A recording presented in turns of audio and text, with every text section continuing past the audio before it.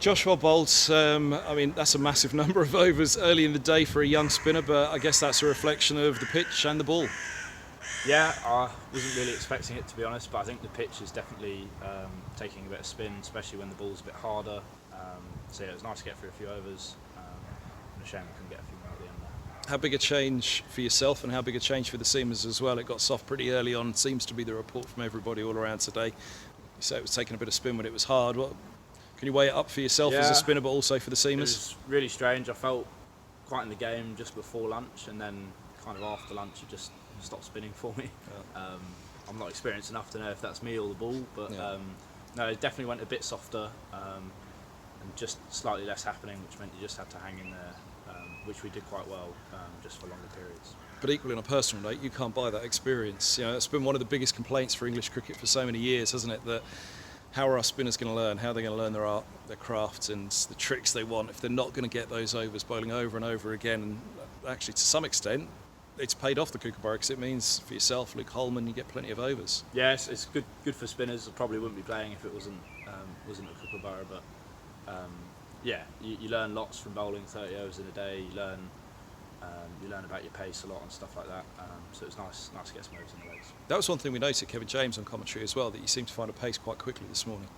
Yeah, well, we've played quite a lot of white ball cricket, and I think actually it was almost a similar pace to what I was trying to do in that sort of cricket, quite fast, definitely before lunch, because it was taking a bit of turn from straight.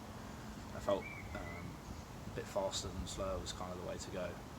But yeah, as it got a bit softer, it was trickier to kind of maintain that purchase off the wicket.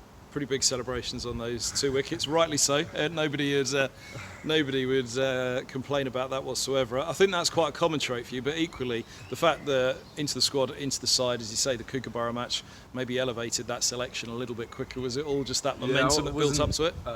Wasn't really expecting to be playing come 2 weeks ago or something like that. And Vince was playing me pretty easily before that as well. I thought we were in for quite a long day. So yeah, excitement got the better of me. When I got him out there. But equally, was that part of the reason that they got you on so early was against Vince? See if early in the innings he does come up with something. Yeah, I think it was just to see how the wicket would play. I mean, I think everyone expected it to turn, maybe not before lunch, and it was actually quite strange. Maybe with the balls that it didn't turn later on in the day. But yeah, nice to get Vince. He's a world-class player, so wasn't really expecting it. And then another one pretty much straight away as well. Ben Brown, at that point, as you say, the ball was a little bit harder and things were looking good. Yeah, the coaches kept telling me to get round the wicket, and I think I took 2 wickets and 2 balls from round the wicket, so I'll definitely keep listening to them. Because I think one of your first ones was pretty full outside off, wasn't it, to Ben Brown? He kind of clipped it leg side, didn't he? Yeah. I felt in the game from over the wicket, but I thought for the last ball of the over, may as well try it, and I gladly popped it to Robbo, which was, great to get another wicket. So how about the ball? Pronounced seams more on the Duke's ball, less so on the Kookaburra, and equally it goes softer a lot quicker. How softer? How softer and how quick? How early in the innings?